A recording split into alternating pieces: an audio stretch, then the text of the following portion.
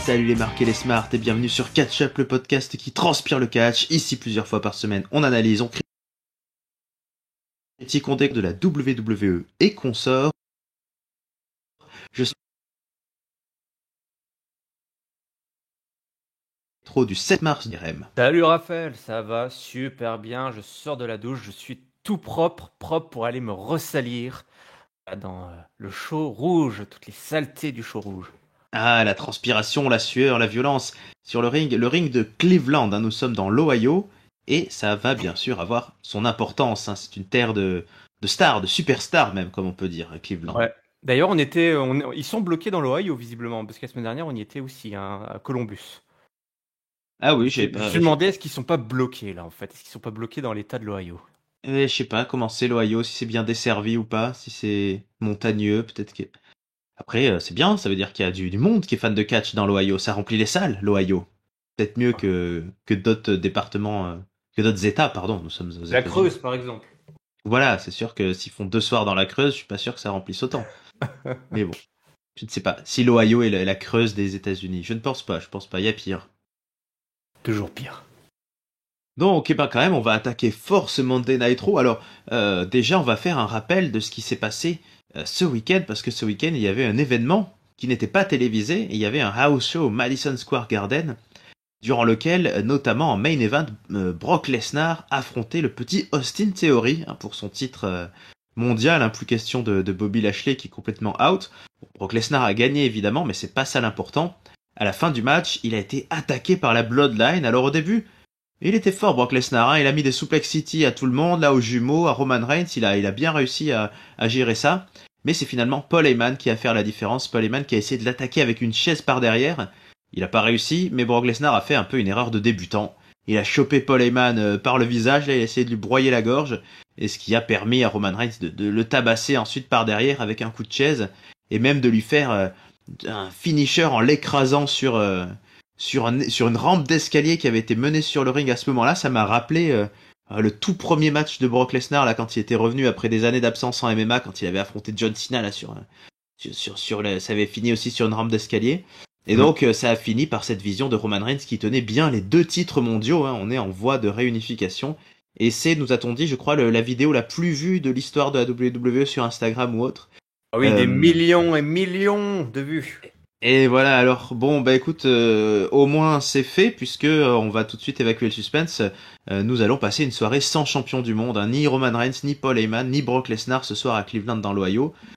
Mais on aura eu cette petite évocation. Qu'est-ce que t'en penses de tout ça, d'avoir fait ça en house show, de ce timing, est-ce que ça apporte quelque chose pour toi à cette densité scénaristique de ce, comment il l'appelle d'ailleurs, biggest match? Non, pas biggest match, mais Si, ouais, biggest ouais, WrestleMania match. ouais, c'est ça. Et puis après, toutes les lignes de stipulation, Winners Take All, Unification. D'ailleurs, je sais pas si t'as remarqué, parce que effectivement, ces vidéos-là, on les a vues plusieurs fois tout le long du show de Monday Night Raw. Ces shows du Madison Square Garden, je pense qu'ils nous l'ont refilé 2 ou 3 fois. Mm. Et il reste que quelques lignes, hein. Ils peuvent rajouter de la stipulation sur ce match, hein. Je sais pas si vous avez vu, mais sur la carte, le graphique, il reste encore des lignes, hein. Donc s'ils veulent vraiment faire le plus gros match de l'histoire de WrestleMania, va falloir rajouter de la stipulation. D'ailleurs, Papy, c'est ce qu'il réclame, et je suis d'accord avec lui. Il faut y aller, hein. Il faut y aller all-in à fond sur ce match. Je crois qu'il faut un no disqualification, casquette match, Ah ouais, buried ouais. alive, avec des flammes. Ah oui, oui, oui. Oui, oui. Peut-être mettre la paternité de Ouzo en jeu, peut-être, toi. Le Ouais, gagnant remporte la paternité des Ouzo, des frangins Ouzo. Ça pourrait être sympa, ça. ouais, peut-être, ouais, ça pourrait être sympa.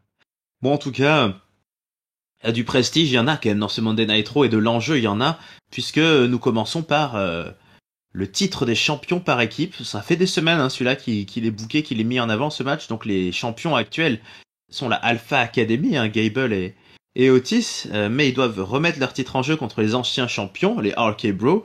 Et parmi tout ça, se sont infiltrés Kevin Owens et Seth Rollins. Donc on verra Kevin Owens et Rollins au début sur le ring. Qui vont en coulisses et sur le ring, qui vont nous dire voilà qu'ils sont là pour gagner, et que voilà ils vont devenir les champions du monde et qui seront à WrestleMania. Ils sont interrompus par Gable et Otis là, avec Gable qui a désormais, ça y est, ses catchphrases, son chuch, pour Oui, faire taire cette... carrément au niveau du Titantron, quoi. C'est l'intro de son theme song maintenant. C'est ça, chuch. Et donc, bah, il arrive et voilà, ils disent qu'ils vont gagner leur ceinture, hein, qu'ils vont les garder, les ceintures. Et Riddle et Orton, eux, ils sont juste dans la gorilla position et ils disent allez, on y va. Qu'est-ce qu'on fait? On y va. Et bah allez, c'est parti, on y va. Et donc nous allons ouvrir ce match, nous allons ouvrir ce Raw sur cet opener. Et alors là, mon bon IRM, j'ai pas vraiment de play-by-play en détail à faire parce que nous avons quand même eu un énorme match de 27 minutes. Et je dis tout net que j'invite notre peuple de catch-up à regarder cette superbe performance. Notons quand même que c'était un triple threat tag team match avec une configuration particulière que j'ai beaucoup aimé. C'est-à-dire il y avait un participant de chaque équipe en même temps sur le ring, donc c'était vraiment un triple threat. Et on ne pouvait taguer que son partenaire, donc au diable les histoires où il y a qu'un seul mec sur le ring à la fois, enfin que deux, puis il faut taguer son adversaire quand même si on veut alterner, et tous ces trucs un peu bizarres. Là, on y allait à fond. Alors, on a vraiment très peu respecté les règles, hein, ça allait se mettre dans tous les sens avec tout le monde. On a eu Orton qui a fait double DDT sur les cordes à Rollins et Gable de mémoire. Enfin, on a eu un Gable qui a quand même mangé cher. On a eu un très grand hot tag justement de Randy Orton après que Riddle ait pris pendant longtemps la charge. Orton qui a vraiment régalé, qui a fait sa séquence où il soulève son adversaire, il les éclate sur la table des commentateurs. Et aidé par Riddle, ils ont porté cette prise à Otis et la table n'a pas brisé. Donc on sait que quand la table ne brise pas, c'est là que ça fait mal. C'est une règle du catch. Voilà, bon, on a tout eu, des super kicks, des suicide dives de Rollins, et un Swanton Bomb là, de Kevin Owens. Bref, on a à peu près tout eu. Et on a fini par cette séquence qu'on avait déjà vue, hein, où Rollins va porter Gable, va lui placer son Buckle Bomb dans un coin du ring. Ensuite, Owens lui place un stunner, curb stomp de Rollins. Là, en général, c'est l'enchaînement de la victoire. Mais Riddle, qui était peut-être un peu en retrait pourtant dans le match, envoie Rollins à l'extérieur et réussit à porter le pinfall victorieux sur le pauvre Gable qui a pris cher. Donc nous nous retrouvons avec les anciens champions par équipe qui retrouvent leur titre. RK Bro n'en a pas fini.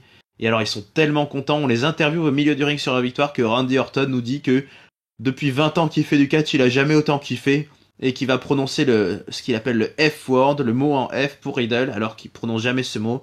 Il va dire Riddle, c'est mon friend, c'est mon ami, c'est mon pote. Merci la foule, je vous aime. Voilà, un Randy Orton très émouvant. Alors que pendant ce temps, côté Rollins et Owens, c'est la débâcle, hein. Chacun part la tête basse de son côté. L'équipe semble déjà avoir vécu. Et les deux se disent dans leur tête sûrement, mais comment vais-je faire pour être à WrestleMania? Et toi, Irem, je te pose cette question. Comment as-tu vécu ce moment de grand catch? Écoute, bah, tu l'as dit, c'était du grand catch. C'est vraiment. On dit souvent, on le répète à WWE, ils ont talent pour ces formules de match avec, là, tu l'as dit, une triple frite. Alors, je crois que ça s'appelle un tornado tag team match, non? C'est pas ça le vrai nom, quand justement toutes les équipes ont le droit d'entrer en même temps. Je sais pas, pour moi un tornado c'est vraiment tout le monde, genre il y a même pas, tu tapes même pas la main dans le D'accord. coin, c'est tout le monde est en même temps tout le temps quoi. On avait un peu l'impression là, hein, ceci dit, sur la Ouais. fin de ce match. Mais tu as raison, une vraie triple frite. Alors ça devrait être la base, hein, je suis d'accord avec toi, ça devrait être la base des matchs tag team à plusieurs équipes, quoi. Dès qu'ils sont en trois, enfin, trouvais ça stupide le fait qu'ils doivent taguer un adversaire pour pouvoir entrer. Donc là, clairement, ça crée une dynamique assez incroyable. Tout le monde a brillé. Tout le monde a brillé. Faut dire, en 30 minutes quasiment, là, tu avais le temps de briller. Tout le monde a brillé. Tu as dit, Gable, il a bouffé, mais Gable, il a donné aussi. Il y a eu cette Ah séance. oui. Il nous a fait une petite souplesse City à un moment donné, qui était assez incroyable. Il y avait des vérins là, hein, le Gable. C'était assez incroyable. Tout ce passage à l'extérieur avec l'enchaînement des tables, effectivement. Riddle qui vient aider son poteau. Orton pour placer voilà, le pauvre Otis sur la table. C'était magnifique. Il y a aussi une Tower of Doom qui était assez incroyable. Voilà, on a Ah oui, porté avec tout le Otis. monde. Ah ouais, Otis, c'était assez dingue. Du coup, Otis, qui d'habitude est complètement paumé, là, il était un petit peu paumé au début, j'ai eu un petit peu peur. Tu sais, la semaine dernière déjà, j'avais pointé du doigt, j'ai dit, mais Otis, mais au bout de 2 minutes, il est déjà complètement perdu au milieu du ring. Là, au début, pareil, il commençait à regarder à gauche, à droite, à regarder l'arbitre. Je dis, oh non, Otis, pas toi, pas encore, pas maintenant. Finalement, voilà, avec l'effervescence et puis les vétérans là qui sont là, c'est assez incroyable. T'as des jeunes, t'as des vétérans, t'as un Orton et qui a retrouvé sa jeunesse là. Je me suis dit, je sais pas ce que t'as pensé, mais si demain on me dit Orton il re-signe un contrat pour 10 ans à la WWE, Pour 20 je, ans, ouais. pour 20 ans, allez, rebelote pour 20 ans. D'ailleurs, anecdote amusante, et d'ailleurs, je me pose la question si c'est pas une des motivations qui ont fait qu'on a redonné le titre à Cabro et cette fête incroyable, c'est le petit carton d'entrée de Orton qui nous indiquait qu'Orton avait le record du plus grand nombre de matchs à la WWE. Ah, Donc, peut-être. je ne sais pas si ça date de ce soir. C'est qu'il avait battu le record de matchs en pay-per-view il n'y a pas si longtemps que ça. On en avait parlé il y a quelques pay-per-view de ça. Donc, quand j'ai vu ce petit carton, je lui ai dit, tiens, d'où ça sort cette anecdote, toi, cette petite highlight. Alors, des fois, ils mettent des conneries, mais là, je lui ai dit, tiens, c'est un peu étrange. Quand il a la victoire, je me suis dit, bon, ah, il y a peut-être ça. Je ne sais pas si ça a vraiment joué. Je pense qu'il y a d'autres raisons. On va en parler de ce choix. Mais toujours est-il que ce match était incroyable. Bah, c'est simple, hein, j'ai rouvert le Catch-up Awards 2022 suite Voilà, à ce tu l'as ouvert. match-là. Ce que je fais rarement, on attend toujours la fin de l'année pour ensuite se dire merde, attends, qu'est-ce qui s'est passé en début d'année déjà? Je dis celui-là, je ne veux pas l'oublier. Donc voilà, je l'ai noté, il est dans un coin de ma tête. J'espère qu'il sera délogé, parce que Bah bon, oui. hein, on est quand même que début mars. Mais pour autant, j'étais vraiment debout devant ma télé, quoi. Ça faisait longtemps que j'étais pas là. Et puis, tu sais, les spots de pub qui s'enchaînent, 2, 3, 4 coupures pub, tu dis, mais ça va jamais s'arrêter. T'as pas envie que ça s'arrête. Vraiment, bravo à tout le monde. Bravo, bravo à tout le monde là-dessus. Et tu l'as dit, là, Orton. Orton, l'émotion. Je sais pas si t'as vu, mais Riddle, il chialait, quoi. Ouais, ouais. Là, vraiment, tu sentais qu'il y avait vraiment que ça sortait des tripes et on y croit, en fait. On y croit, toi, c'est vraiment ça vient du cœur. On sent que Orton, il a retrouvé le goût de catcher, enfin, et puis d'être over comme ça, d'être porté par le public. Ce public était incroyable aussi, hein. J'ai tapé sur le public de Columbus. Bah, je crois que à Cleveland, dans l'Ohio, bah, on sait s'amuser, quoi. Il y avait vraiment une grosse, grosse, grosse ambiance. Tu l'as dit, là, au tag, c'était l'homme fort. Donc, vraiment, ça s'est terminé en plus avec beaucoup d'émotions. Maintenant, la question que je vais te poser, toi, Rafa, c'est quid de ce choix de redonner la ceinture OR Cabro? Parce que certes, ils sont over, certes, ils le méritent, mais moi, je me dis, est-ce qu'on n'aurait pas pu attendre WrestleMania pour offrir ce grand moment sur le plus grand ring de tous les temps, dans le plus grand spectacle de l'année? Alors, bonne question. Moi, ma vision des choses était que Air Cabro, il fallait leur redonner les ceintures et ils méritent, à mes yeux, c'est ça que j'avais envie surtout, c'est qu'ils soient tous les deux en tag team à WrestleMania, qu'ils aient une entrée de tag team à WrestleMania. Je voulais surtout pas qu'on ait déjà une feud et un match l'un contre l'autre. On l'aura un jour, peut-être à SummerSlam, peut-être plus tard, mais je veux pas de ça maintenant. On en avait parlé, ils ont jamais, l'équipe est trop récente, ils ont jamais eu de WrestleMania moment ensemble et d'entrée, donc moi je voulais surtout ça. Et là, en ayant cette victoire, je suis validé, je suis heureux, ils vont à WrestleMania, ils auront leur match et c'est cool. Après, est-ce qu'ils auraient pas pu aller à WrestleMania en Challenger et gagner à ce moment-là? Ouais, ça aurait peut-être pu être bien aussi, effectivement. Mais oui, bon, le Gable et Otis auraient pu confirmer ce soir et puis avoir un rematch un peu plus tard. Mais on va croiser ce soir dans les vestiaires les Street Profits aussi qui se placent, hein, qui veulent un match. Donc est-ce qu'on n'irait pas vers un nouveau triple threat de folie en Alors remplaçant, j'espère. ouais, en remplaçant Owens et Rollins qui eux ont l'air d'en avoir fini avec la scène tag team par les Street Profits. Et là, ça serait un très bon match aussi. Mais moi, comme toi, j'étais ravi par le match. Alors les analystes du catch, ils verront peut-être aussi une sorte de réponse par rapport à la fameuse scène tag team du concurrent de la AEW qui a aussi mis le feu récemment. Mais écoute, si scène concurrence il y a, ben c'est parfait et on a des super matchs. Tout le monde a régalé, donc formidable. Et bon, honnêtement, pour moi, c'est un peu plus du détail que ça change ce soir ou à WrestleMania. Mais ça confirme qu'on a des très bons catcheurs, une très belle division tag team et qu'on aura sûrement là un beau match à Raw. Donc moi je suis plutôt content et ça me dérange pas qu'ils aient gagné dès ce soir-là. C'est bien aussi qu'il y ait des grosses pop en weekly et qu'on garde Ouais. pas tout pour les gros pay-per-view. Ouais, je veux te dire, en fait, ce qui m'a fait. Au début, j'étais un peu déçu. Enfin, vraiment, je me dis, tiens, quel choix bizarre. Et après, la petite séquence promo avec Orton, m'a réconcilié avec ce choix, toi. Je me suis dit, ah ouais, là, on nous offre un moment qu'on n'aurait peut-être pas forcément eu à WrestleMania, ce petit discours du cœur là de Randy Orton. Et je veux juste, ma petite prière, c'est vraiment qu'on n'oublie pas la Alpha Academy en chemin pour WrestleMania. Tu vois, on remet les Street Profits dans l'équation, mais je veux surtout pas qu'on oublie Alpha Academy. Pour moi, ils méritent vraiment d'apparaître en tag team autour du titre à WrestleMania. Ça, c'est quelque chose que je veux. Je ne veux pas Bah, qu'on les laisse, qu'on les oublie sur l'aire d'autoroute. ah, mais je me rejoins à tes prières, hein. Nous allons prier ensemble parce que je vois pas ce qui les ferait démériter. Je pense qu'au contraire, ils se sont révélés dans ce run, dans ce segment, dans toute cette confrontation avec le RK Bro. Et alors, on est quoi, 4 euros, 3, 4 euros peut-être de WrestleMania. Il n'y a pas de raison de les sortir de cette title picture et en plus avec un système triple threat qui a très bien fonctionné. Si on rajoute les Street Profits aussi, c'est sûr qu'on va vers un bon match. Donc, je pense qu'il n'y a pas de raison. Mais prions ensemble. Prions quand même, ouais, prions. Ouais. Prions, et pendant que nous allons prier, nous allons nous diriger vers une autre division, la division du 24-7, la division de l'amour. Hein, puisque ça y est, Dana Brooke et Reginald, ils vivent leur amour au grand jour, ils s'embrassent. Tamina et Tozawa aussi, ils s'embrassent dans un autre style. Et nous avons un match entre Dana Brooke et Tamina.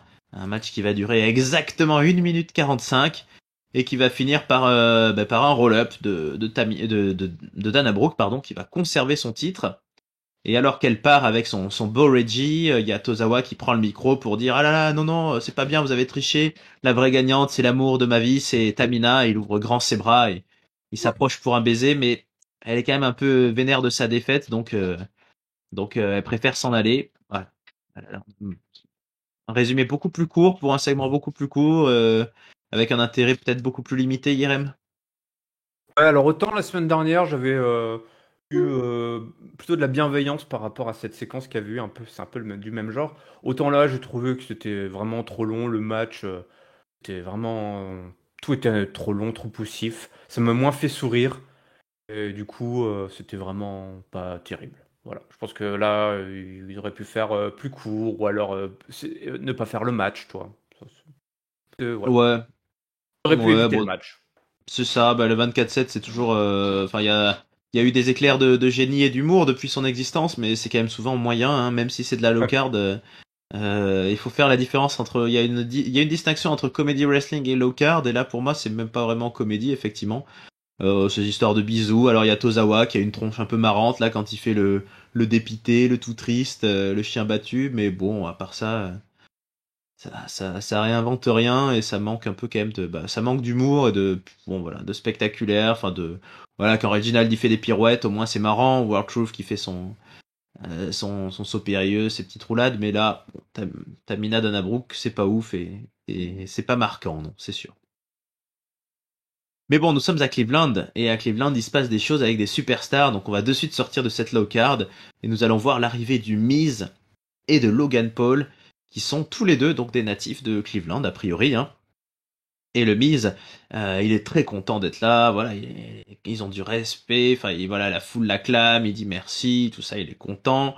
Et avec Logan Paul, donc bon, bah, ils expliquent un peu. Ils disent qu'ils ont rien contre les Mysterio, hein, qui vont affronter à WrestleMania, que Rey Mysterio c'est une légende, c'est une icône. Alors ils sont un peu plus durs avec Dominique, qui disent bon voilà c'est un peu le fils du voilà le fils stagiaire qu'on embauche, voilà. Mais ils disent c'est pas le souci Rey Mysterio qui soit acclamé. Ce qu'on comprend pas c'est que nous on le soit pas alors qu'on a fait pareil. Voilà, le Miz il a dit tout ce qu'a fait Rey Mysterio, je l'ai fait, les titres de champion, les WrestleMania, les machins. Comment ça se fait que moi je sois pas aimé? Mais bon là à Cleveland il est populaire, il dit que ça va bien. Là-dessus, nous avons Jerry Lawler qui arrive.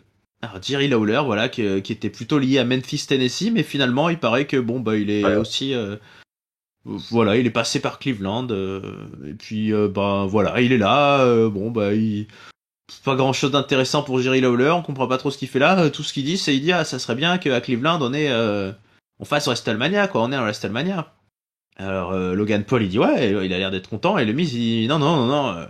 Cleveland, ça mérite pas WrestleMania. Faut pas non plus déconner. Ok, on est natif de Cleveland, mais enfin, Cleveland, c'est un peu pourri. Bon, il fait quelques références sportives, de basket, de football américain, tout ça, pour dire qu'en gros, Cleveland, si on veut réussir, il faut se barrer, il faut partir de Cleveland. Et il dit d'ailleurs, ben voilà, allez, on se barre.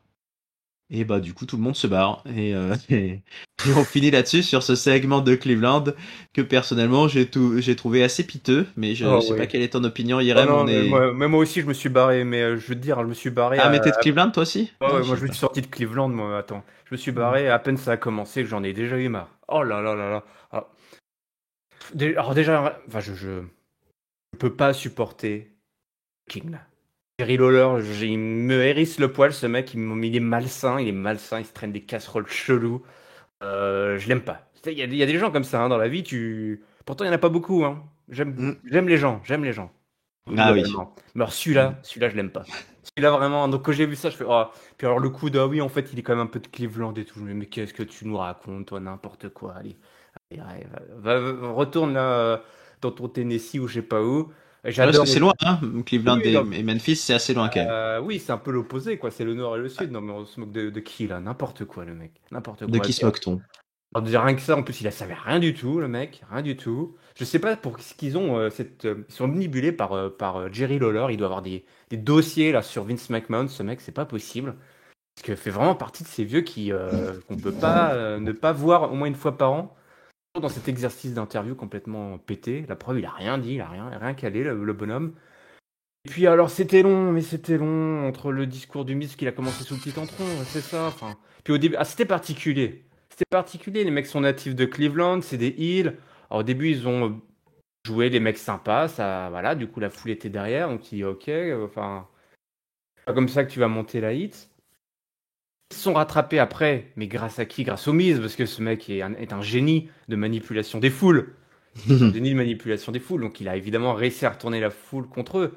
Et au passage, là, le Logan Paul. Mais Logan Paul, mais c'est ce mec est nul. C'est censé être une superstar, un YouTuber de taré avec des millions et des millions. Le mec devrait être hyper à l'aise avec un micro et son truc, toi. Hein, le mec, c'est une personnalité publique. Il devrait être. C'est un clown, il devrait réussir. Bah non, le mec, il en pipe pas une, quoi. Il savait pas où se mettre. Et puis alors à la fin, excuse-moi, j'ai pas du tout compris. Pourquoi lui aussi s'est pas retourné face à la foule de Cleveland pour choper un peu de la hit? Parce qu'au final, il y avait que le Miz qui a fait du trash talk sur Cleveland. Et à la fin, t'as Logan Paul qui est là tout piteux. Mais attends, mais Miz, pourquoi t'as dit du mal de Cleveland? Là, j'ai pas compris. Ils sont partis comme ça, tu l'as dit, ils sont partis. Tout le monde est, oui, d'accord, ok, ok. Et what else? Donc non, c'était nul, hein. Franchement, archi nul. Je partage tout à fait ton analyse. Alors, bon, il y a un débat qu'on pourrait avoir, c'est est-ce qu'un heel chez lui doit vraiment faire le heel? On sait qu'à l'époque où tout ça était beaucoup moins télévisé, en général, même si t'étais heel, quand t'étais chez toi, tu redevenais face. Pour un soir, est-ce que là, c'est-à-dire, il y aurait eu un match derrière, il y aurait eu un truc. Je comprends qu'il faille retourner la foule. Là, honnêtement, même si je partage ton opinion sur le Miz, qui est un génial heel, je sais pas s'il y avait besoin. En fait, il y avait pas besoin de ce segment en fait. C'est-à-dire, il y avait pas besoin de Jerry Lawler. Je n'ai pas compris pourquoi il est venu. Alors, est-ce que c'est des histoires de, effectivement, il a un contrat d'apparition, puis au niveau des dates, ah ouais, quand est-ce que t'es dispo? Bon, on te fout là. Parce que bon, il y a bien un autre moment quand même dans l'année, quand on est un peu plus au sud, je sais pas, ou qu'il y a un lien. Jerry Lawler, moi, je suis comme toi, c'est quelqu'un, enfin, je l'aime pas du tout. Effectivement, il y a un côté gros porc là dans le personnage DSK là que j'aime pas trop. Et puis même catchesquement parlant, il est relié à rien là. Enfin, d'habitude, enfin, les derniers souvenirs qu'on a, c'était plutôt quand justement il feudait contre le Miz, contre Michael Cole, tout ça. Donc voilà, peut-être ok pour que Jerry Lawler vienne 30 secondes dans l'année, mais trouver un truc un peu plus cohérent peut-être. Et ouais, voilà, ce discours. Alors, soit Et quand ils même, acceptent. excuse-moi Oui, de t'interrompre, parce que j'ai cette image qui me revient, il y avait quand même des gamines 12-13 ans dans le public qui faisaient la hola, tu sais, là, les bras baissés, là, de respect, à l'entrée du King Lawler. Je pense et qu'il y oui, a clairement un souci d'éducation parentale sur qui bien est sûr. vraiment Jerry King Lawler. La parenthèse DSK, comme tu l'as dit. Tout à fait. Mais bon, ça c'est un vaste sujet. Mais oui, L'enquête c'est suit son cours. l'enquête suit son cours. Mais non, voilà. Alors soit ils acceptaient d'être dans la pop parce qu'on était à Cleveland et puis la semaine prochaine ils reprenaient de la hit puisqu'en plus les Mysterio sont même pas apparus ni rien. Soit je sais pas. Mais oui, Logan Paul, j'ai l'impression qu'ils sont bah, ils arrivent pas, les personnages hors WWE, à accepter totalement, à embrasser le concept de heel, parce que peut-être il doit se dire, bah, mine de rien, j'ai des suiveurs, des followers, machin. Donc on dirait que c'est un heel, mais qui bon va peut-être redevenir gentil. Enfin, je l'imagine assez bien perdre contre les Mysterios et puis refoutre un coup de poing aux Miz ou je sais pas la Westallmania qui se sortent un peu. Donc bon, mais le segment était vraiment mauvais, j'ai trouvé. Et alors ouais, ce triple casting sans rien, sans match derrière était quand même assez dommageable. Qu'on nous remette Maryse, putain, à Ah la place de oui, Jerry oui. Lawler. Voilà. Pas Maryse et Jerry Lawler sur la même scène, Non, évidemment, non. ça causerait des soucis, mais voilà, quand même. Oui, je suis d'accord. Bonne idée. Voilà. La cinquième bonne idée de Raphaël lors de cette analyse. C'est incroyable. Que ça, que des bonnes idées. Merci. Alors bon, Jerry Lawler, voilà, on l'a peut-être trop vu, mais ce soir, c'est quand même un soir historique pour un catcheur qui vient faire son tout premier match à Monday Night Raw. Hein? Quand même quelque chose. Ah ouais. Et ce catcheur, c'est tout simplement le champion de NXT, Braun Breaker, qui arrive à Raw et qui est avec Tommaso Ciampa, puisqu'ils vont affronter ce soir les deux, ils vont affronter en tag team Dolph Ziggler et Robert Roode, les Dirty Dogs, puisque depuis plusieurs semaines, vous avez dû le comprendre, hein, il y a un truc là qui se passe entre divisions, c'est Dolph Ziggler qui est venu foutre son nez dans la NXT Title Picture, du coup il est allé à NXT, du coup les autres sont venus à Raw, forcément Bobby Roode est venu un peu aider son copain, donc ça a fait déjà des matchs tag team, des matchs en solo, des matchs tag team dans les deux divisions. Et là, nous sommes à quelques heures, en fait, d'un NXT spécial Roadblock, c'est ça, si le nom est exact. Donc c'est une sorte d'épisode un peu spécial où il va y avoir quand même un main event, un triple threat pour le titre de NXT. Il sera entre Tommaso Ciampa, Dolph Ziggler et Braun Breaker. Donc forcément, voilà, on se demande si Ciampa et Breaker vont réussir ensemble à être tag team ce soir, mais en tout cas Breaker il est super content, il dit attendez mais c'est un rêve là, je suis à Monday Night Raw, c'est trop bien, c'est trop cool, je suis trop content. Et, euh, et effectivement, ouais, voilà, c'est ça. Et effectivement, j'ai trouvé qu'ils s'en sont pas mal sortis. Bon, avec Papy Dira, pas forcément une grande ébullition du public, mais plutôt pas mal quand même, j'ai trouvé, sur certains segments, avec un Braun Breaker qui est quand même vachement costaud, donc qui arrive à jeter les Ziggler, les Roode un petit peu dans tous les sens. Tommaso Ciampa qui arrive à faire des coups bien stiffs, là, des coups de genoux où ça claque bien et où la foule a moyen de réagir, de faire des oh, hein, voilà. Et tout ça pour un petit match d'un peu moins de 10 minutes où Braun Breaker va réussir à placer son finisher. Alors a priori je n'ai pas d'autre nom que Power Slam, mais Power Slam où il soulève son adversaire et puis hop il le jette au sol, un petit presque comme faisait Braun Strowman quelque part. Et Braun Breaker remporte la victoire avec Tommaso Ciampa. Donc les petits nouveaux qui sont pas forcément tout jeunes ont remporté l'affrontement. On verra tout ça à NXT Roadblock, mais est-ce que tu trouves que cette première est réussie? Et déjà, qu'est-ce que tu penses là de cette... Alors moi, je n'en reviens toujours pas honnêtement. Hein. Quand NXT 2.0 est arrivé, on nous a dit oui, ça va devenir un peu comme la FCW, on va arrêter de faire des trucs avec Raw, on va bien faire une division de construction, de développement, tout ça. Et puis en fait, ils sont à Raw tout le temps. Donc bonne idée, tu trouves? Est-ce que ça attire l'attention sur NXT? Est-ce que ça te donne envie de regarder? Est-ce que c'est un bon casting tout ça d'envoyer Ziggler là-bas? Alors moi, je vais te dire, Raphaël, je suis content. On a retrouvé, en tout cas dans cet épisode-là, on a retrouvé la petite formule magique qu'ils avaient oublié au passage quand ils faisaient monter des mecs de NXT, des apparitions. Je citerai évidemment Kevin Owens étant un des plus beaux exemples de mecs qui naviguaient un peu entre les deux shows à l'époque où il était en plus champion. On se souvient hein, qu'il a répondu à l'Open Challenge de John Cena. Ça se faisait assez naturellement. On gardait, voilà, on montait pas les mecs d'un coup comme ça sortis de nulle part. On les mettait avec des vétérans.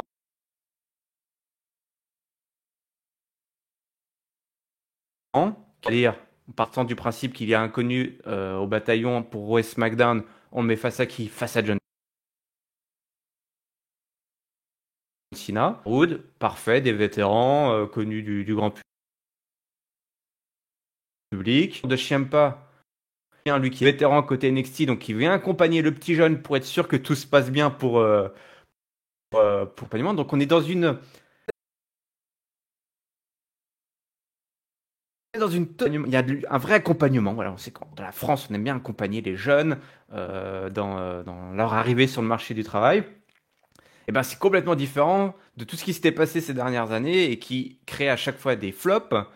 On repense encore à l'un des précédents champions qui a un petit peu tout perdu, qui s'est retrouvé à poil quand il est monté avant de se retrouver dans un gimmick de cuir moustache, hein. Aïe, aïe, aïe.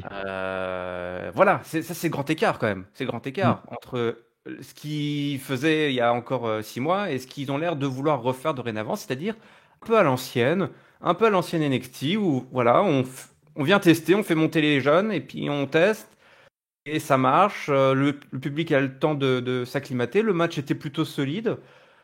Comme tu l'as dit, Braun, c'est quand même aussi un phénomène physique. Il a l'énergie, il a de la patate.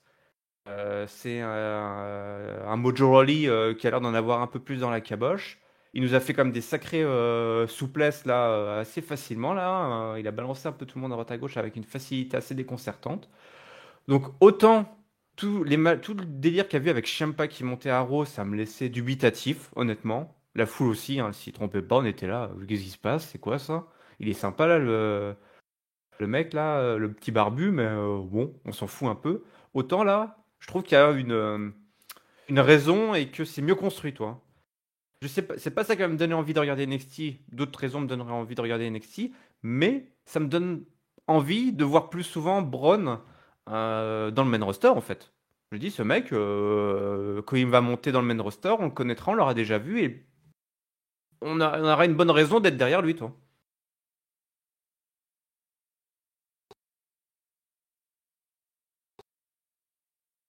Non, pas forcément à court terme. Pourrait d'ailleurs, hein, si clairement il a tapé dans l'œil de tout le monde, y compris probablement de Vince. Je serais pas étonné qu'il monte assez rapidement, pourquoi pas. Euh, mais il n'y a pas, non, il y a pas besoin. Il a un très beau programme, c'est un très beau champion à NXT. Et voilà, on nous l'a montré, et puis c'était beaucoup plus naturel, et j'ai trouvé ça beaucoup plus intelligent de la part des bookers. Saison au final, une fois champion NXT, il était vraiment passé dans le main roster très vite.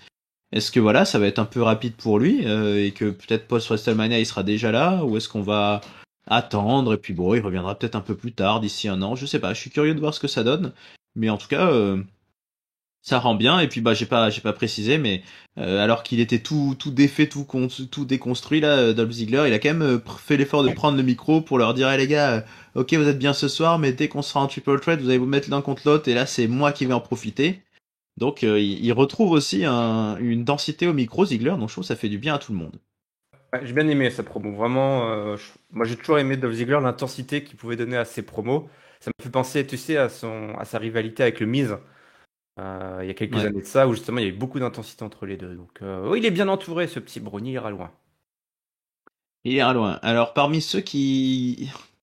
Mais bon, on sait pas s'ils iront loin. En tout cas, on fait des efforts. Hein. Il y a Omos. Voilà, Omos, ça fait 1 an qu'il est arrivé à la WWE. Il a commencé à WrestleMania l'année dernière hein, avec AJ Styles. Alors on nous dit qu'il est invaincu depuis. Alors il a jamais dû avoir les épaules rivées au sol, ça c'est sûr. Par contre, bon, techniquement ils ont perdu des matchs tag team hein, puisqu'ils ne sont plus champions. Mais bon, il est invaincu. On a des gros efforts de caméra où le caméraman se place à la place d'une souris au sol là quand il est dans la gorilla position pour bien qu'on montre qu'il fait 2,50 m. Et ce soir il affronte Apollo Crews. Et alors là moi je me suis dit, on en avait parlé avec Tonton je crois, avec Papy, on s'était fait la réflexion. Et que Apollo Crews, Commander Aziz, Homos, ils ont un point en commun. Quel point en commun ont-ils, Irem? Est-ce que c'est des mecs qui ont traîné dans la cave de Shane O'Mac? Alors, Homos et Commandant Aziz, ils ont eu leur petit. c'est Ils ont- vrai. je sens que c'est Ils ont... pas ça. Je sens que c'est pas ça. Non, c'est une question de nationalité, tout simplement. C'est le Ah, Nigeria. les trois, ben oui. Eh ben oui, bah enfin, Oui. Commander Aziz, Commandant Aziz, je ne sais. il est métis, quoi. C'est un homme du monde. Oui, je sais pas. En vrai, je sais pas trop sa nationalité, mais on va Non, dire que mais je Kayfabe. crois qu'il est un pays de l'Est, je sais plus lequel. Parce que Oui, t'as raison. il était dans une équipe de foot américain, je me souviens d'une équipe européenne de foot américain, un truc du genre. Mais effectivement, il y a le Nigeria était bien représenté ce soir.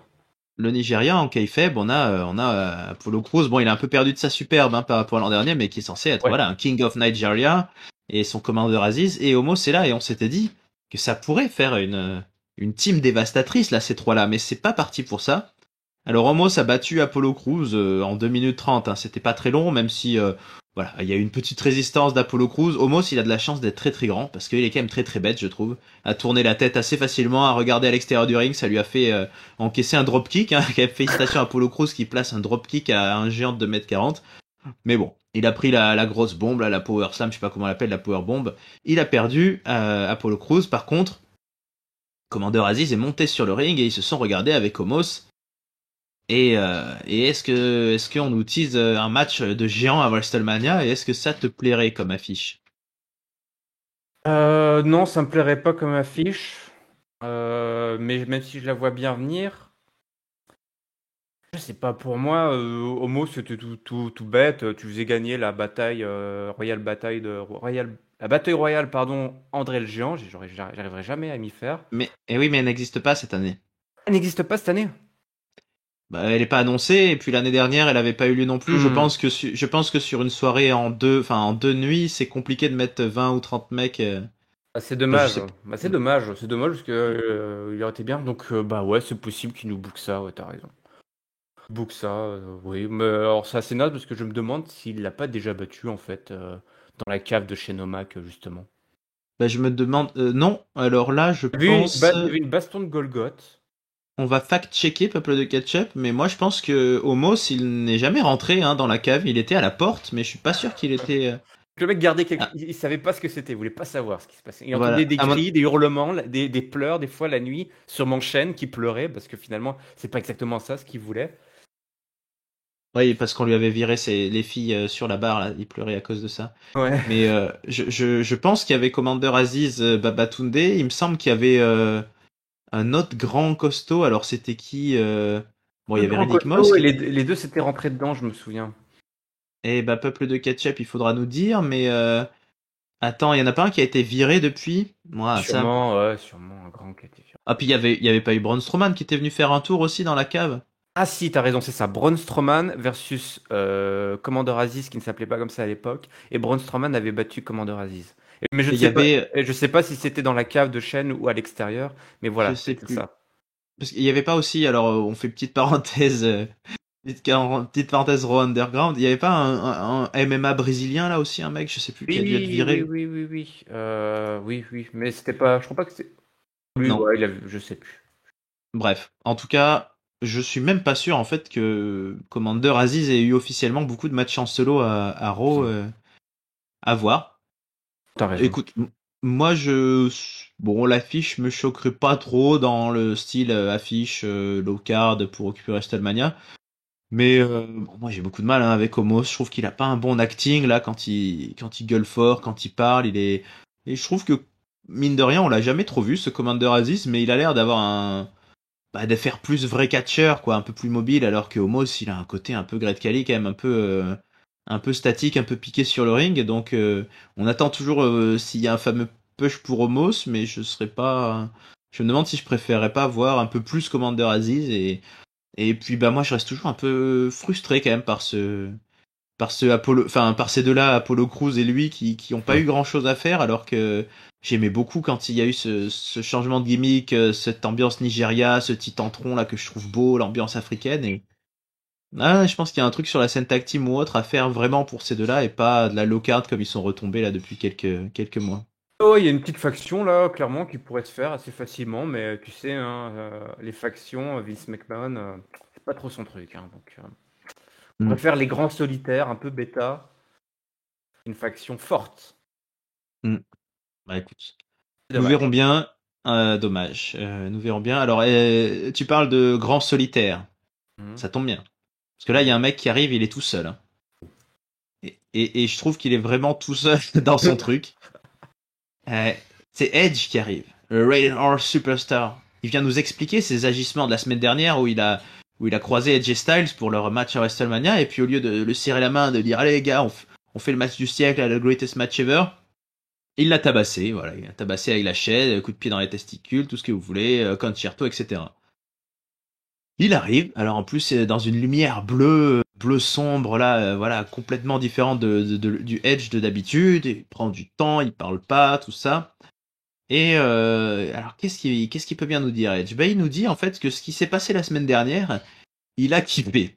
Ah, il a vraiment aimé. Voilà, et il dit c'est une facette de ma personnalité que j'ai découvert. Voilà, des mondes midi, je ne sais pas, là, à 50 ans, ça y est, il se découvre une nouvelle version de lui. Et il dit j'ai adoré, il dit voilà, je me suis senti libre, j'avais le contrôle, j'ai fait ce qui, voilà, j'ai adoré, j'ai kiffé, donc en gros, voilà, ça va continuer comme ça. Et d'ailleurs, encore une fois, on se finit avec une promo. Je crois qu'on finit sur, on part à la pub et c'est tout. On n'a pas vraiment de conclusion à part que Edge est content. Il est content de ce qu'il a fait, il assume. Voilà. Est-ce que Irem, t'es content aussi de ce qu'a fait Edge? Ouais, visuellement, il y avait quelque chose. C'est-à-dire qu'on voyait rien. Donc, c'est assez. Ouais, ça rappelait les heures sombres de The Fiend pour les amateurs de lumière qui inondent l'écran. Clairement, il a une idée où il va, Edge. Il a vraiment un personnage qui veut tenir à WrestleMania. Tout va très vite, hein. On en a parlé lors de l'analyse la semaine dernière. Tout va très très vite. Après, il a fait une bonne promo. Il a fait une bonne promo quand il commence avec le You Think You Know Me. Ça marche bien. D'ailleurs, il a pas, sa musique n'a pas retenti à son entrée. C'était, enfin, si. Alors, je me demande s'ils ne sont pas plantés quand même. Parce que tu avais le spot de lumière. C'était long, c'était long, c'était long. Ils ont commencé à lancer la musique. Finalement, ils l'ont coupé. Et après, il est entré. Je dis, ils auraient dû complètement couper la musique, toi. C'était suffisant. On peut quand même saluer le fait que il arrive à choper de la hit, hein. Alors que Cleveland, c'est une ville bouillante qui est vraiment au taquet. Alors c'est aussi la foule j'ai trouvé, joue bien le jeu des alignements. Mais au moins, il réussit son heel turn. Là, en deux soirées, il a réussi plutôt son heel turn. Et puis voilà, j'ai trouvé que la promo était pas mal. Après, c'est vrai que ça tombe. Il y a rien derrière. Il y a rien derrière. Donc, bah écoute, en même temps, AJ Styles, il a une concussion là. Donc, il lui a brisé la nuque. On pourra d'ailleurs discuter de cette méthode employée par Edge pour s'assurer un match face à AJ Styles à WrestleMania. J'espère qu'il va aller lui rendre visite au moins pour s'assurer qu'il sera en forme pour le show des shows.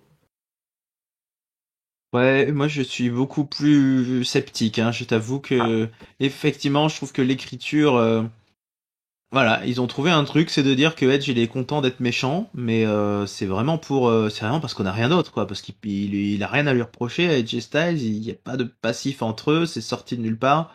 Hmm.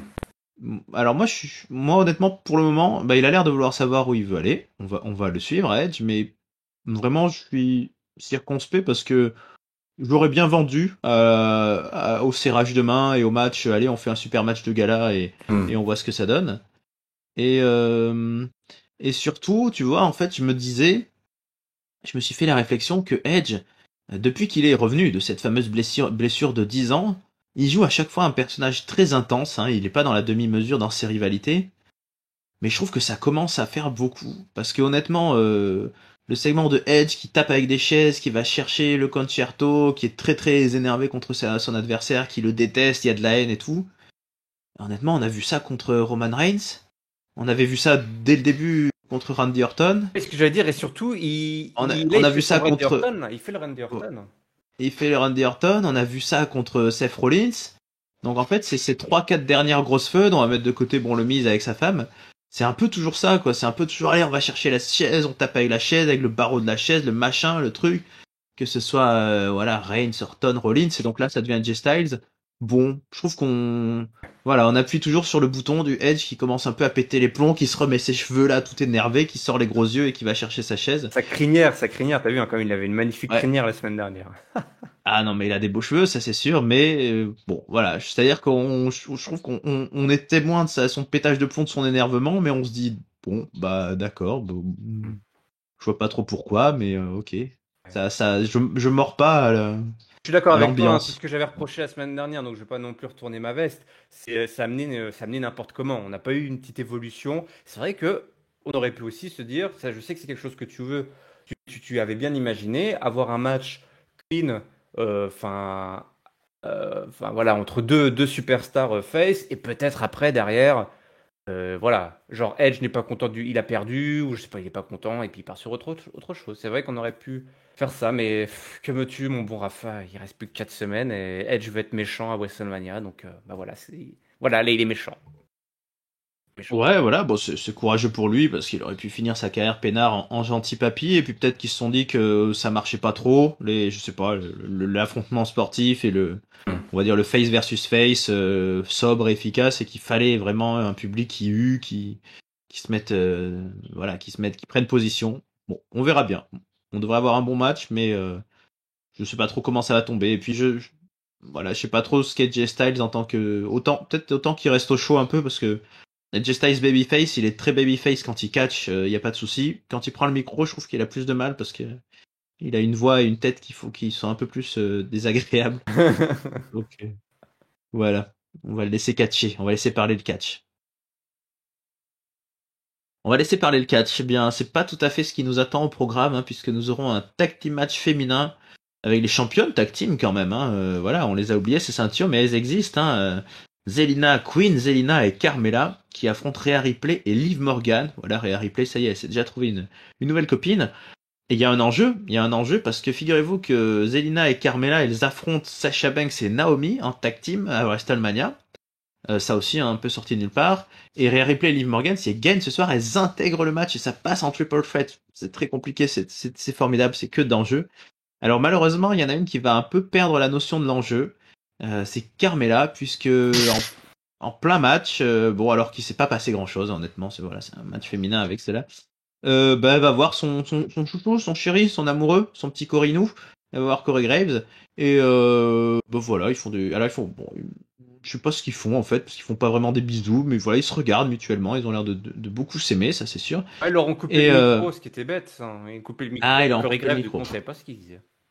Ah ouais, c'est vrai. Et du coup, Zelina Vega, elle dit dedans. Et puis bon, elle encaisse un Riptide et c'est à peu près le seul truc spectaculaire parce que le Riptide sur quelqu'un qui fait 25 kilos, ça va haut. Mais voilà, donc elles sont contentes. Par contre, hein, Liv Morgan, elle pleure de joie. Rhea Ripley, elle est contente. Ça y est, on a un shot à WrestleMania. Ouf. Voilà. Et puis c'est un peu ce que je craignais et ce que j'imaginais dans le Discord, hein, c'est que là, depuis qu'il y a cette reality TV entre Corey Graves et Carmella, on va bouffer du couple et de la romance. Ouais, bah alors déjà, oui, de la romance, d'accord, mais moi je vais te dire, je suis pas content parce que la semaine dernière, le tonton, il m'avait promis du sexe à l'antenne. Mm. Il m'avait dit, la semaine prochaine, célébration, live sex celebration, Monday Night Raw. En fait, c'est pas ça du tout qui s'est Non, passé. Il y a rien eu du tout. non. Je pense qu'il s'est trompé là, d'émission télé, tonton. Du coup, ouais, non, c'était naze. Il y a vraiment. Alors, déjà, moi, ça m'intéresse pas du tout cette connerie là de Corey Graves et Carmella. J'ai trouvé ça beaucoup plus amusant de les entendre faire des petites références, notamment Corey Graves, au fait qu'ils soient en couple, mais bon, ils en parlaient pas à la télé. Toi, c'était plutôt marrant de dire ah, c'est la femme la plus belle du monde, etc. C'était plutôt amusant. Et maintenant, bah évidemment, qu'est-ce qu'ils font? Ils y vont plein pot avec les gros sabots. Et alors là, et ça bouffe tout. Ça bouffe une division féminine qui est déjà à terre, sans low card, sans mid card, sans card en fait. Il y a juste du main event. Il n'y a pas de card à la division féminine. Il y a juste du main event. Et du coup, bah ça emporte. Ils emportent avec eux là le couple Corinou, comme tu dis, et Carmella emportent avec eux la pauvre Rhea Ripley. Pauvre Rhea Ripley qui avait quand même fait une grosse performance dans Monday Night Raw, là, dans le Gauntlet match. On espérait peut-être la voir en bonne position pour. Il y a plus, j'imagine qu'il n'y a plus la bataille royale féminine non plus, j'imagine. Vu que tu es Ah je porteur de pense mauvaises pas. nouvelles, là, mon beau Rafa. Je pense pas, désolé. Au moins dans une affiche peut-être un peu plus excitante, quoi, je sais pas moi. Ou alors, allez, donc peu importe, elle se retrouve encore dans la scène tag team, remplacer Nikki Ash par Liv Morgan. Alors Liv Morgan c'est pareil, je suis désolé, elle est gentille mais voilà, elle est quand même assez insupportable. Et de la retrouver là, la pauvre Ripley, de la retrouver avec, je dis mais non, non, non, c'est pas possible. Alors j'espère juste, ce qu'il pourrait faire, trouvez-nous une petite stipulation, j'y crois pas une minute, hein. Trouvez-nous une petite stipulation là pour les filles. Un table match ou un truc comme ça.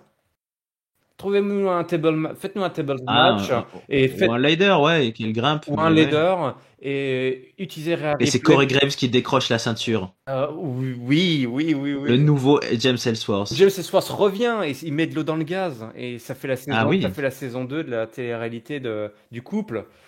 Mhm. Mais ouais, faites-nous un truc. Faites-nous un truc. Mettez-nous une stipu, que ce soit des tables, que ce soit une échelle. La replay, elle détruit tout. Boum, boum, boum. Corey Grave, effectivement, il se retrouve impliqué. Corey Grave passe à travers la table, pas avec Rhea Ripley. Ripley passe Corey Grave à travers la table ou le balance depuis une échelle. Faites-nous un truc comme ça. Et là, tout sera pardonné. Parce qu'on ne peut pas demander plus, visiblement. Ouais, là Et on est quand même je te spoiler, hein, il n'y aura rien de tout ça, hein. Oh, dis pas ça, dis pas ça. On verra. Peut-être qu'on nous écoute.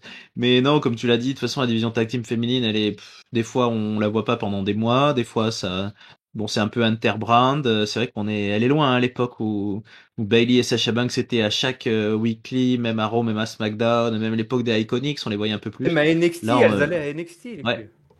Ouais, là, je trouve qu'on a des championnes bien fades, et puis dont une qui s'en fout et qui préfère l'amour. Bon, elle a le droit. Mais on aura notre célébration, hein, je pense. Hein.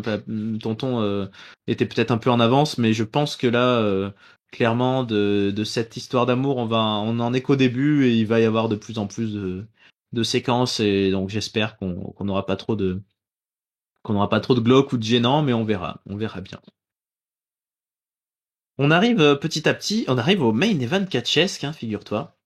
Main event catchesque dont l'affiche est assez étonnante puisque c'est Finn Balor qui affronte Austin Theory dans un match sans enjeu, sans ceinture, tout ça. Voilà, les deux arrivent. Et puis bon, on a une opposition, on a deux styles un peu similaires, hein, de petits gabarits qui vont assez vite, qui savent faire des coups assez spectaculaires, que ce soit les Sling Blade, les DDT, des Suicide Dive, un petit peu tout ce qu'on peut imaginer de part et d'autre. Et on a quand même un vétéran et un petit jeune. Donc le vétéran va quand même prendre l'ascendant, il va placer ses échanges favoris, son dropkick, il monte sur le coin du ring, Finn Balor, il s'apprête à faire le coup de grâce et il est attrapé par Damian Priest qui a débarqué du néant. Alors là pour Ouais, le coup, bravo. on l'a vraiment pas vu arriver, très belle séquence. Il arrive, il le chope, il y fait son finisher ou je sais plus quoi, enfin bref, disqualification, il défonce un peu Finn Balor, il s'en va. Et pour faire bonne figure, Austin Theory lui aussi, il prend un petit finisher sur Finn Balor et il fait son petit selfie. Et voilà. Et on aura eu 8 minutes de match, hein, de globalement bon catch entre les deux, mais est-ce que vraiment c'était, alors ce sera pas le vrai main event, mais est-ce que vraiment c'est pas un peu surprenant de finir sur tout ça, et est-ce que ça t'a plu toi ces échanges-là et le fait qu'on parte visiblement vers un match solo, hein, je pense pour le titre intercontinental entre le, est-ce que tu veux voir le Damon Priest et le Damon Baylor ensemble? Oui, oui, je trouve que c'est une belle affiche. Les mecs sont à leur place, voilà, dans la mid-card. Finn Balor, voilà, va nous faire une belle entrée à WrestleMania. Damien Priest aussi, il a quand même une belle année. Sa perte de titre était, je trouvais, un petit peu dommage. Une fois de plus, je trouve qu'on a fait, ça faisait partie des choses que j'aurais bien aimé peut-être voir à WrestleMania. Alors je sais, il faut pas tout garder pour WrestleMania, mais il faut aussi en laisser un petit peu. Tu l'as suffisamment répété, on le répète chaque semaine. Il y a 2 nuits maintenant, il y a 2 soirées, il galère à les remplir. Donc on peut aussi se garder des bons moments, des prises de titre hein, pour ce grand pay-per-view. Maintenant, le match était correct avec un Austin Theory toujours voilà, qui se rappelle à notre bon souvenir. Lui aussi, il a un match à WrestleMania à vendre. Il est toujours aussi insupportable hein, avec ses selfies. Maintenant, et je sens que c'est là où tu vas en venir, c'est qu'est-ce que ça veut dire d'avoir un match pour le titre US en main event, un match qui n'a même pas forcément duré très longtemps. C'est vrai que c'était un petit peu, voilà, il manquait quelque chose, hein, il manquait d'un gros match Et en main c'était event. pas un match pour le titre US, hein, à ma connaissance, Non, même pas, oui, tu as raison, pardon, excuse. En plus, bah tiens, allez, en pire. plus. C'était même pas un match. Tu as raison. Qu'est-ce que ça foutait là, en fait? Qu'est-ce que ça foutait là. Eh ben, écoute, qu'est-ce que ça foutait là? On va le savoir. Enfin, c'est-à-dire que voilà, il y avait autre chose de prévu pour le main event. Et on le saura dans les coulisses en cours d'émission. C'est Kevin Owens qui se dit putain, j'ai perdu mes chances d'avoir mon match à WrestleMania là. J'aurai pas d'affrontement. On aura vu Seth Rollins aussi qui est tellement tétanisé qu'il refuse de répondre au micro. Kevin Owens il nous dit j'ai une idée et je vais aller le dire sur le ring. Donc c'est ça en fait notre main event, c'est Kevin Owens. C'est Kevin Owens qui arrive comme un taureau à toute vitesse sur le ring. Il prend le micro, il nous dit voilà, j'ai une idée pour WrestleMania, j'ai une idée. Alors comme c'est dans le trou du cul du monde qui est le Texas et que je déteste le Texas, je vais faire un KO show et je vais inviter un Texan. Ok, d'accord. Bon, on avait déjà eu quelques rumeurs sur les réseaux sociaux. Du coup, il nous fait une liste à la Prévert des Texans de la WWE. Il nous dit ça pourrait être JBL, mais oh non, soyons sérieux, JBL. Bon, voilà, les cornes sur son truc, c'est pas très intéressant. Ça pourrait être Booker T, mais bon, Booker T, voilà, il s'appelait King Booker, il parlait avec un accent anglais, il avait une équipe qui s'appelait les Harlem Heat, ça c'est pas vraiment du Texas, tout ça.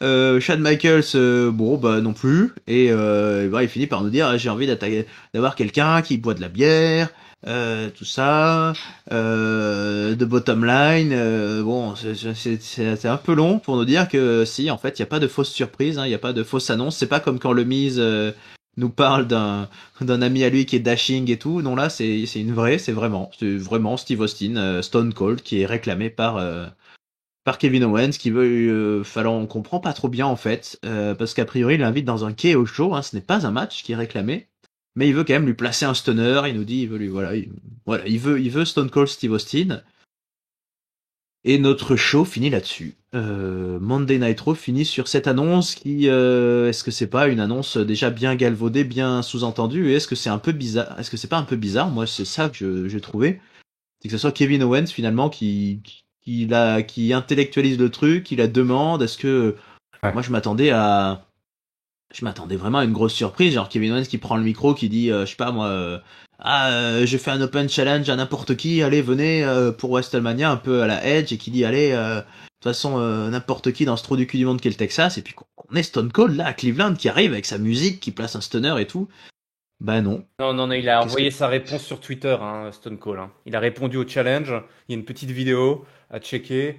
On voit Stone Cold sur son camion, dans son camion, qui s'arrête. Il y a un journaliste qui traînait là, un caméraman qui traîne. Ils sont au milieu du Texas. Et il attrape le caméraman, il fait allez hop, et puis il balance sa réponse et il accepte le challenge de Kevin Owens. Ça c'est réglé, donc ça a été validé, certifié. On aura le plus grand KO show de tous les temps, du plus grand événement de catch de tous les temps. Plus bon, Rafa, je suis tenté de te dire, la WWE ne s'embarrasse pas trop de la construction de sa carte. non. On connaît tous la fin du film, ou en tout cas on connaît tous ce qui va se passer. Et du coup, bah, pourquoi s'embêter à développer pendant des semaines pour en arriver là où de toute façon on sait où on va. Donc, clairement, la WWE, voilà, c'est un aveu en fait. Toi, il y a une double lecture ou une lecture commune entre ce qui se passe en termes de booking et de scénario pour ce pay-per-view et comment c'est retranscrit à l'écran avec finalement Kevin Owens qui a un peu la même réflexion que les scénaristes. Il se dit, bon, toujours pas de match. Ok. Et c'est tout ça dans la même soirée en une heure de temps, quoi, le mec. Ok, bon. Il se dit pas, je trouve. Enfin, toi, il se dit pas, je vais avoir une autre façon. Cogite et il a l'idée. Ah bah tiens, si je faisais un KO show, bah oui, mon bon vieux TV show. Et puis ah bah oui, tiens, si j'appelais Stone Cold Steve Austin, parce que finalement, c'est tout le monde en parle, donc c'est très simple. Il suffit de donner aux gens ce qu'ils réclament, ou en tout cas ce que les rumeurs répandent sur le web. Pourquoi m'embêter plus? Pourquoi m'embêter plus? Et du coup, bah, dont acte cette petite promo qui effectivement est notre main event et qui est sans surprise. Il y a de l'intensité, pas à dire. C'est bien écrit. Tous les puns, là, tous les petits clins d'œil qui sont faits. Là, il dit à un moment qu'il va déverser un verre de lait sur le corps mourant de son adversaire. Évidemment, voilà, c'est toutes des références au grand moment du redneck qu'est Steve Austin. Mais c'est vrai, pas trop de surprises. Pas de Stone Cold qui apparaît, effectivement. On aurait pu dire, ouais, le mec débarque, là tu fais popper de ouf. On se garde ça pour WrestleMania, vraisemblablement. Et du coup, bah voilà. Par contre, je suis curieux de voir ce qui va se passer pour les prochaines semaines pour Kevin Owens. Est-ce qu'il pose 4 semaines de vacances? On aurait pu lui courir après, J'espère. je sais pas. Je sais pas. C'est vrai que là, presque à la manière de Edge et d'autres gars, en une soirée, tout s'éclaire, il y a la lumière qui s'allume et tout est fait, tout est dit. C'est Bah étrange. j'espère. Ouais, j'espère qu'on aura une confrontation verbale, les deux. Je sais pas, j'ai pas le planning de où passe WrestleMania où passe Raw pour les 3 ou 4 semaines qui arrivent, mais j'espère que Stone Cold va venir et qu'on aura un clash au micro entre les deux. Mais en même temps, si c'est un KO show et pas un match qui est prévu, non, il y a pas vraiment raison qu'ils se voient avant. Donc je suis assez étonné. Moi, j'étais quand même très très déçu. Il y a de l'intensité comme tu dis, mais c'est un peu comme Edge. on est témoin de ça, mais en même temps, il y aurait eu un vrai suspense, il y aurait eu. En fait, là, c'est vraiment, voilà, c'est ce truc de, il nous dit, ah, un Texan, ah, il boit des bières, ah, il est bottom line, et bah oui, c'est Steve Austin. Ah bah oui, bon, bah d'accord, mais les gars, ça, putain, voilà, on a beau, même sans trop faire attention au dirt sheet, au machin, depuis des mois, des semaines, qui dit que le Texas c'est de la merde et tout, machin.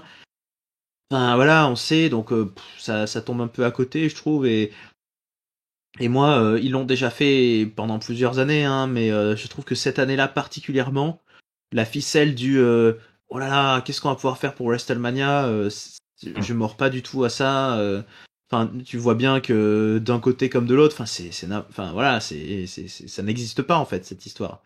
Tu vois bien que Sami Zayn il prend le micro et dit hey, WrestleMania, John Knoxville, ah bah allez, machin, WrestleMania, ok. Donc là en fait, quand tu vois Owens et Rollins qui se prennent la tête, j'avais envie de leur dire battez-vous l'un contre l'autre. Enfin voilà. Vous savez pas quoi faire, vous dites allez, Kevin Owens versus Seth Rollins, on l'a déjà fait à WrestleMania en époque de Covid, c'était un super match. Enfin voilà, je mords pas cette ficelle du tout de chercher à tout prix comment être sur la carte de WrestleMania. À la limite pour des low carders, genre Liv Morgan elle est contente, oui, ok. Pour Kevin Owens ou Seth Rollins, t'y crois pas un instant. Même si la question se pose, hein, commence à se poser pour Seth Rollins, Bah oui, effectivement, j'allais qui te a la l'air d'être. poser, mon bon Ouais, Rafa. C'est tout avait du sens. On arrive ouais. exactement là où tout le monde pensait qu'on allait arriver. Du coup, cette Rollins sur la touche est bien malin.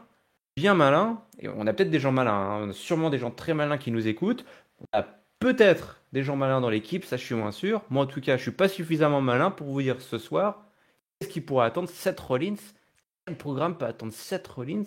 Un programme qui soit à la hauteur du bonhomme. Quel programme peut attendre Seth Rollins pour WrestleMania? Qui est le Alors roi là, du je dois. booking, Ouais. dis-nous, du fantasy Euh, booking. non, je dois pas être bien malin aussi parce que très honnêtement, je ne vois pas du tout. On peut chercher hein, là dans les quelques gars qui d'un côté ou de l'autre sont en présence. Seth Rollins, s'il a le talent pour intégrer n'importe quel match, il pourrait s'intégrer dans le titre intercontinental avec Finn Balor et tout ça. Mais Petite ruesse, enfin, ouais. non. J'ai fait un petit lapsus. Le titre intercontinental avec Ricochet aussi, hein, il pourrait s'intégrer même si c'est à SmackDown, c'est pas très grave. Mais titre US, bon, pourquoi pas. De toute façon, quoi que soit le match où on l'intègre, ça sera un peu tombé comme un cheveu sur la soupe, mais c'est le cas de toutes les feuds, donc pourrait même affronter Homos, je sais pas moi qui il peut affronter. Mais c'est vrai que là, lui pour le coup, il part de zéro. Et en plus, il a vraiment semé au cul de graine. Hein, voilà, Austin Theory, c'est trop tard, il a son match. Si on réfléchit un peu à tous les mecs qui étaient dans l'Elimination Chamber, bon ils sont tous pris. Voilà, si on remonte un peu les derniers mois de Seth Rollins, après on se retrouve avec Biggie, Bobby Lashley, tout ça ils sont pas trop là. Voilà, il faut reprendre un truc à zéro et là pour le coup, je ne Ah sais pas ouais, du là tout. c'est le trou quoi, hein, et le trou est vraiment je. Mais du coup ça quand même, je vais t'avouer que ça titille un petit peu ma curiosité. Alors c'est pas c'est pas de l'excitation, mais je suis curieux quand même de te dire comment ils vont s'en sortir quoi. Et puis curieux mais inquiet en même temps parce que voilà en termes, enfin tu l'as dit, tu en as fait la liste. À part les main events, à part les grosses affiches, tout a été booké en 3 semaines. Et quand je dis en 3 semaines, en fait c'est en une nuit à chaque fois. Tu parlais du match de Austin Theory. C'est Vince McMahon qui va au podcast de Pat McAfee et qui boucle le match. Du coup, t'as pas trop Mm. suivi ça, tu vois. Ah, nouveau match. Ah, Pat McAfee contre Austin Theory. Ok, zéro rivalité. Les mecs se connaissent même pas. D'ailleurs, c'est ce qu'avait dit Pat McAfee à Austin Theory. On est vraiment WrestleMania. C'est fini le temps de. À part les gros main events, où là, franchement, il y a un beau travail qui est fait. Euh, on n'est pas là pour conclure des histoires. On n'est pas là pour raconter le chapitre final d'une rivalité. On n'est pas là pour avoir des gens complètement dingues derrière des gars qui se sont mis sur la tronche depuis des semaines. Non, on est là pour des affiches un peu random pour voir et puis les paillettes quoi. Et puis les paillettes. Donc Là, ouais. je suis en train de regarder la carte actuelle. Effectivement, comme tu le dis, Roman Reigns contre Brock Lesnar, voilà. Chez les filles, on a à peu près ça pour le coup, on s'en sort pas mal. Hein. Charlotte Flair, Ronda Rousey, Becky Lynch, Bianca Belair, ok. Mais après, effectivement, pour le moment, on a quand même Edge contre AJ Styles sorti de nulle part, les Mysterios contre le Miz et Logan Paul un peu sorti de nulle part. Oui. Drew McIntyre contre Happy Corbin, ça c'est une longue Ah construction, oui. mais on va dire que ça nous excite pas de ouf. Bah, voilà. Pat McAfee, Austin Theory, bon voilà, sorti de nulle part. Johnny Knoxville, Sami Zayn, sorti de nulle part. On se retrouve avec beaucoup de guest hosts, enfin d'invités surprises. Voilà, il nous Tag team reste un peu de féminine, on en quoi. a parlé juste avant, pareil, sorti de nulle part, le Ouais, casting il est sorti du chapeau. voilà. Donc il nous reste encore un peu à certifier des affiches pour le titre tag team de Raw, mais ça, je pense Oui, qu'on a à on peu est près bien là. dessiné les idées. Le US possiblement, l'intercontinental, ça pour le coup on sait pas trop parce que du coup Sami Zayn est occupé, donc là il y a peut-être une place pour Seth Oui, Rollins, je ne là sais par pas. contre, oui, il y a des places. Là, je pense Là il y a des places. il faut se battre là, hein. Il faut nous faire, genre, je sais pas, il y a 7 places ou 5 places pour faire un ladder match, tu en parlais avant, pour nous faire un bon vieux ladder Ouais. match d'intercontinental, il faut y aller, hein. Puis cette Rollins, bah écoute, mon vieux, toi qui d'habitude es si intelligent, si malin, tu te retrouves bien con, donc va falloir trouver là, hein. Voilà, et il faut remplir de soirs en plus, et c'est vrai que ça donne cette drôle d'impression, je trouve qu'on est dans un peu un one match pay-per-view comme on dit, où c'est vraiment tout est mis sur le main event, et pourtant il y a 2 soirs, donc il va falloir bosser, et je sais même pas si on va, si les Usos vont sûrement peut-être avoir un match contre les Viking Riders, mais bon. Ouais, faut voir. Ça fait une drôle de carte. Où on a l'impression d'avoir beaucoup de matchs qui pourraient être soit de la mid-card de weekly ou de pay-per-view, soit du match guest host et on va voir la qualité des performances. Alors, je pense que Pat McAfee peut sortir un truc sympa. Et- Bon, à voir. Les Mysterio aussi vont être rigolos. Bon, on verra, mais Mais il n'y a pas faut cette voir. intensité, toi, Ah non, non. de ces rivalités là qui arrivent et qui vont se jouer sur, enfin voilà, devant 100 000 personnes au Texas. Ah, c'est quand même le plus gros événement de catch de l'année, les plus gros, le plus grand public quoi en termes de attendance. L'affluence, ouais. Non, voilà, c'est ça, exactement l'influence. Et là, on arrive, il y a beaucoup d'affiches de gala. Tu l'as dit, il y a comme déjà 3 matchs avec des guests, des stars. Ça fait beaucoup déjà ça. Le reste est vampirisé par les grosses affiches. C'est très bien d'avoir des énormes affiches, attention, mais pour tout le reste, c'est vraiment, on colmate, quoi. On colmate et facile de s'exciter pour ces matchs-là. Bah ouais, je suis bien de ton avis, mais alors là sur ce Monday Night Raw, hein, on verra bien ce que nous donne l'avenir. Il reste encore un petit peu de temps, peut-être presque trop de temps, comme tu dis, hein, pour certaines affiches. On voit pas trop ce qu'ils vont pouvoir nous raconter pendant 3 semaines. Pour un peu tout, hein, en fait, parce que le main event masculin et les 2 main events féminins, bon, voilà, on va voir. Qu'est-ce qu'ils vont nous rajouter comme segment. Quel est ton mot de la fin, Irem, pour ce Monday Night Raw précisément à Cleveland dans l'Ohio? Quel est ton top, quel est ton flop, quelle est ta note? Alors, je trouvais que c'était un épisode qui a commencé sur les chapeaux de roue très intense et à partir de là, après le match tag team, c'était très très très compliqué. Tout a paru bien fade. Tout a paru bien fade. C'est même pire que ça. Ça a été, enfin, quand tu passes de l'opener, le match, la triple frite, au 24/7 et après à Logan Paul. Waouh, dur quoi, dur. J'ai retrouvé le sourire avec le match de Braun Breaker parce que voilà, le mec a apporté, il est venu avec sa grenouillère rose fluo, donc voilà, ça m'a redonné un peu le sourire. Après, il y a eu cette promo de Edge où voilà, encore on dit ouais, il y a de l'intensité et tout, mais voilà, les mecs font, c'est des mecs dans leur coin comme tu l'as dit quoi. Et puis après voilà, match tag team des filles, rien à faire. Et puis le match Finn Balor Austin Theory effectivement qui n'avait pas trop un goût de main event. Et puis Kevin Owens qui nous dit ce qu'on savait tout ce qu'il allait nous dire. Donc franchement, à part l'opener, j'ai pas été, on n'a pas pris plein les yeux quoi. On n'a pas pris plein les yeux. Pourtant le public était à fond, le public était à fond. Et d'ailleurs ça va être mon top, ça va être mon top, ça va être le public. J'aimerais bien le donner à l'opener aussi, mais le match tag Le team. ferai. D'accord, ok, ça roule. Tu m'arranges. Je vais le donner à ce Allez. public qui était quand même à fond, hein. Je sais pas si t'as remarqué aussi, mais il y avait une grosse Ouais. ambiance. Donc, bah, j'avais donné mon flop au public la semaine dernière. Donc voilà, je fais ça. Mon flop, là, je vais le donner à Jerry King Lawler qui devrait être derrière les tribunaux avoir un bracelet électronique. Cet homme ne devrait pas approcher les mineurs. à 300. En fait, ne devrait pas approcher des caméras de la WWE à moins de 300 mètres. Parce que il y a beaucoup de flops en fait. Mais voilà, je vais le donner à ce segment avec le King Lawler. Et du coup, ma note, je vais donner un 2, je vais donner un 2,75, mais je le fais vraiment parce que, en fait, tout, c'est grâce à l'opener.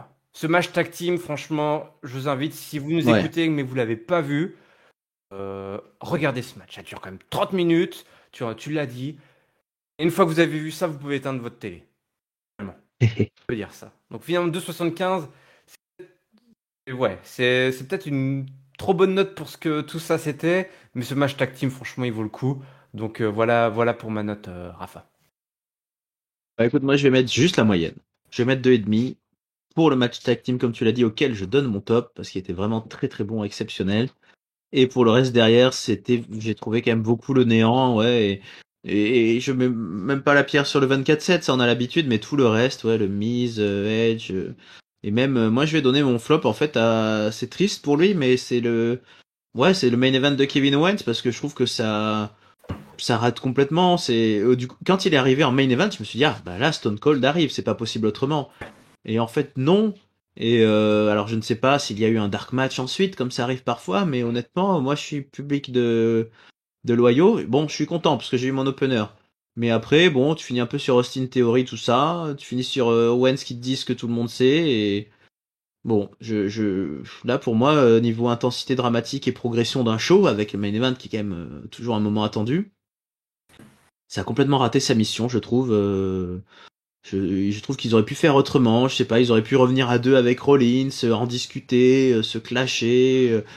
Je sais pas. Voilà, il avait vraiment l'air d'être un peu tout seul, Kevin Owens, et à réciter quelque chose qui était sans surprise. Donc c'était quand même une grosse déception. Qu'est-ce qui manquait? Euh, Où étaient les main eventers? Ben voilà, c'est ça en fait. Et c'est ce que je me dis aussi. Je me dis, ça doit faire 2 ou 3 Raw où on ne voit plus en fait ni Brock Lesnar, ni Paul Heyman, ni Roman Reigns. Et sachant qu'on va vers une unification des titres, Même les est-ce filles qu'on n'est pas aussi, en hein. train... Becky Lynch. Voilà, même Becky Lynch. Alors Becky Lynch était blessée, a priori, elle a une petite blessure en house show. Mince. Elle ne pouvait pas être là, la pauvre, et c'est peut-être pour ça aussi on a vu Bianca Belair vite fait en coulisses, mais ça a été très court. Euh, voilà, au moins pour les titres mondiaux masculins, moi,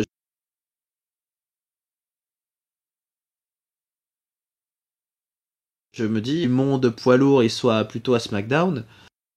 Ouais, voilà, du coup, il va falloir bosser pour créer des mecs en main event. Alors, ils auraient pu mettre cet opener en main event, et là, on aurait été ravis, sûrement. Ils peuvent mettre des très bons catcheurs en main event, que ce soit sur la scène tag team ou voilà, des Rollins, des autres. Mais là, ce soir, c'est pas réussi. Ouais, il manquait quelque chose. Peut-être qu'effectivement, Mm. ça a déraillé le main event. Peut-être que c'était pas ça. Peut-être que c'était quand même ça parce qu'il croit. Enfin voilà, Stone Cold Steve Austin qui revient entre les cordes. Peu importe pourquoi, c'est quand même quelque chose de voilà, c'est important aux yeux de la WWE. Donc ils se sont dit que c'était entre guillemets suffisant. En tout cas, ça avait suffisamment de consistance, c'était suffisamment important pour en faire notre main event. Mm. Voilà, accordons-nous sur le fait de ne pas être d'accord avec la WWE, parce que là, c'est vrai que ça se termine un peu. Tu sais, c'est comme ces soirées où tu restes un peu trop longtemps. On Voilà, aurait dû c'est ça. partir après le tag team match et puis on aurait gardé un excellent souvenir de cette soirée. C'est ça. Bon, peuple de catch-up, j'espère que vous avez passé que vous garderez un très bon souvenir de cette analyse. En tout cas, pour ma part, ça a été un plaisir de la faire avec toi, Irem. Merci. Merci à toi, Raphaël, un plaisir toujours renouvelé. Et puis bah donc vous pouvez nous suivre et nous écouter et puis réagir surtout sur toutes nos plateformes. Donc pour laisser des commentaires sur YouTube, sur la vidéo YouTube, et vous pouvez vous abonner à la chaîne de Catch-up. Sinon il y a les formats audio, Deezer, Spotify, Google Podcast, Apple Podcast, tout ça. Le Twitter, géré par Tonton, de Catch-up, sur lequel vous pouvez répondre à plein de sondages et puis nous interpeller. Le Facebook et le Instagram, Catch-up CDC. Et ben voilà, et le Discord, voilà, venez nous rejoindre sur le Discord pour parler de tout ça. Il y a des bannières spoilers, pas de souci, on peut parler des balises et tout, donc vous pouvez dire des choses sans crainte d'être spoilé. Et puis ben on se retrouve pour parler de tout ça pour cette Road to WrestleMania qui continue. Normalement, je l'espère, il l'a promis, Tonton devrait nous parler aussi de la AEW, de la révolution qui a eu lieu. Et puis, pour nous, il reste encore des SmackDown, des Raw, du WrestleMania. Tout est sur les routes. Donc, Irem, on se retrouve très prochainement, très bientôt, je pense, sur la route de WrestleMania. Ciao Irem, ciao à tous. Salut.